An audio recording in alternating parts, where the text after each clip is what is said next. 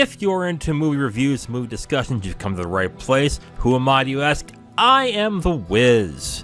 Welcome to the new rebranding of the channel and the podcast. This will be the first thing after the introduction you're probably going to hear regarding the rebranding. Like I've said in the intro, not much is really changing on the movie side. I'm going to still continue to do reviews, but I'm probably going to add more lists and discussion topics as well as time goes on. So if you're looking forward to all that stuff, you've come to the right place, and thank you for joining me. Today, we are going to conclude this week in Pride Month, and I'm going to review the 2019 film Portrait of a Lady on Fire, starring Adele Haenel and Naomi Merlant, directed by Celine Sciamma. I am sorry if I'm butchering all those names. I'm terrible in French, so bear with me on that.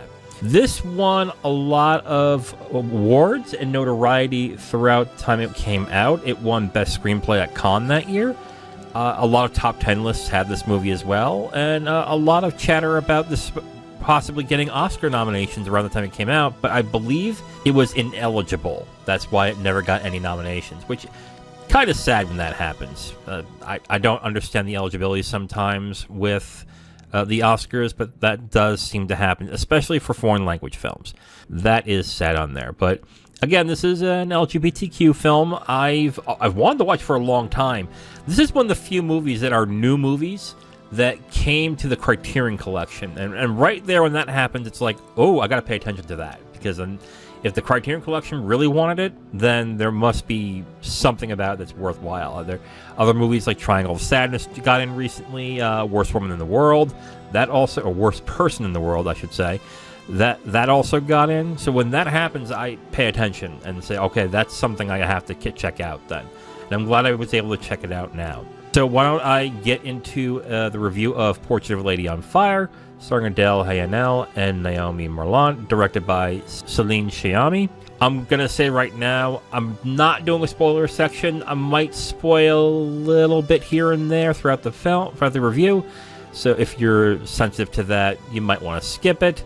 Otherwise, here I go. So when I heard about this film, I heard that mostly through Twitter, people were adoring this movie, saying, oh, it's one of the best LGBTQ films ever.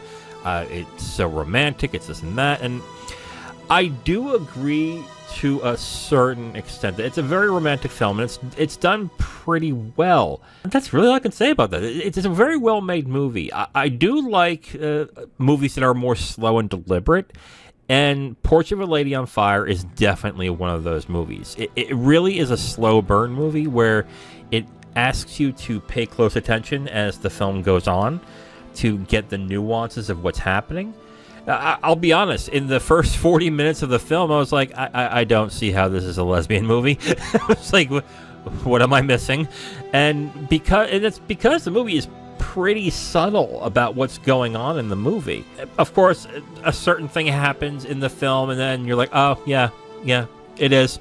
So that's good. But I do like the deliberateness and the slowness that the movie has when going through the film. It seems more, maybe not realistic, but more authentic. And then in another sense, it also feels like it's putting more emphasis on the characters than the actions of which the characters have, which I actually like those types of films. I want to get into the performances first. I think the two main leads who play Marianne and Helena, or Heloise, which is Naomi Merlant and Adele Haenel. They are very good in this, but I have to particularly say that Adele Haenel is actually very good in this. I thought she played the character Heloise really well. She is obviously portrayed as the object of affection in this movie, but you instantly see as to why, not only the mysteriousness of her in the beginning of the movie, but as you get to know her throughout, you get to definitely see why someone like Marianne is really into this person. And it felt really believable as the movie was going on. And the romance as well felt very believable too. The thing that I think a lot of films that are LGBTQ based, that they seem to have a weakness, especially nowadays, is that when they go into the love story, they seem to just go into it saying, oh, they're just lesbians. That's it. But they don't get into what attracts the person to the other person very well. Or they dismiss it as, oh, it's a lust thing. Or it's just like, oh, it just happens to happen. Or they have a look in their eye and it's just like instant magnetism. And they don't get into more in-depth things or more like how the relationship developed. And I think that's a strength that Portrait of a Lady on Fire has, where the characters seem to grow instead of just instant attraction, which there are some movies that are good that way, and I understand that. But I do prefer movies that have more depth to them, and this movie has the added depth that's needed that makes it a much more interesting film to watch. So I definitely appreciated that the romance had more depth and substance to it than I would say most romance films tend to not have. So I was really appreciative of that. This won Best Screenplay at Cannes, and it's easy to see why. It's not a straightforward film by any certain... Well, it kind of is, but they do deviate. But when they deviate, it makes sense as to why they're doing it. Either it adds to the somberness of the movie. It really feels well in the direction that they're going in this. So there is a subplot in the movie about a maid who has to get an abortion. And you would think that would feel odd in a romance film. But they make it work pretty well in this. They make it not feel odd that this movie about unrequited love for some reason has an abortion scene. And it actually worked in this movie better than I thought it was going to. When this was starting to happen, this scene with the maid and having to get an abortion, I thought it was going to feel really odd throughout the entire film, but it actually fit pretty well. So I was actually pleasantly surprised with that. It doesn't hurt the film very well, but it doesn't really enhance it very well. In my eyes, it might for some. To me, when I watched it, and this is a criticism I hear from some people who've seen it as to why that was in there, I think it just adds to the closeness of the characters and how they become close. Instead of finding something contrived, they add something that is more not human. Well, I guess humane, that they want to help the maid. But it goes to show, I think, to both characters that they are both caring people despite being from different backgrounds. So I think that actually worked in its favor very well in this. And the actress, who is Lulana Bejrani, oh my god, I am so bad with these names. She did a great performance as Sophie as well in this. The direction, the way the film looks, the way it's shot, actually is really good. I was actually surprised by that too.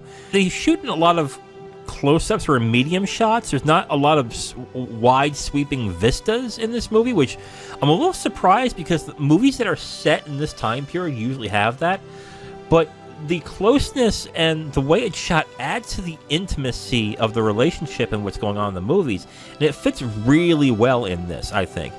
If this had a lot more wide sweeping shots, I think it would have felt odd in this movie, but in this case, the way they shot it actually was very well done. I thought the way it was shot and the way it looks was really good, especially in the darker scenes, such as in the fire pit scene and the later scene. When it comes to Heloise's ghost, I would say, minor spoiler there, would show in those scenes. I thought those scenes were actually pretty well done. I'm going to get into something outside of the movie that I have to criticize for how I watched it. So this is not about the movie itself. It's about where I watched it. I had to watch this on Hulu because I have a subscription, and I only get the ad-rated version. So right there, I was already like, oh, crap, this is going to have ads. And unfortunately, this movie had ads. So I was like, oh, great. That's fucking great. So I was already not happy with that.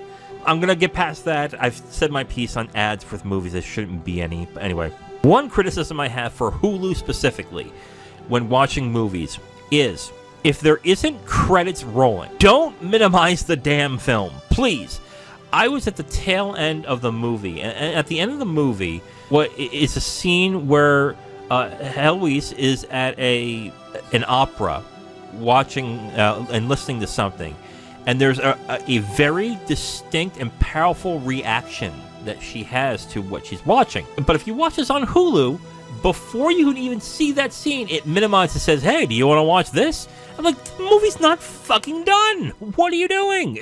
I hate when these services do that. Like, I understand if credits are rolling, then do it. Fine. Like, I'm perfectly okay with that.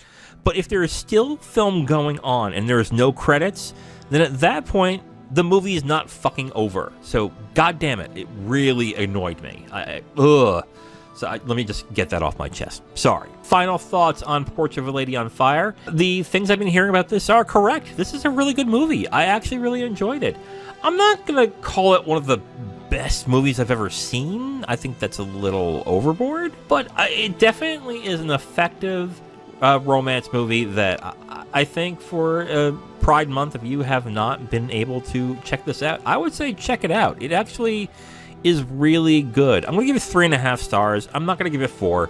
This is something that I probably will return to at another point in time. But yeah, definitely 3.5 stars for Portrait of a Lady on Fire.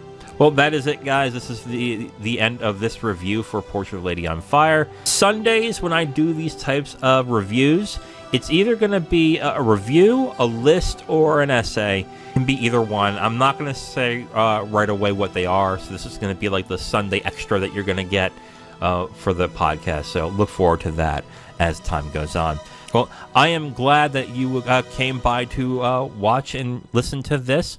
As always, I am The Wiz, and I will hear from you next time. Bye.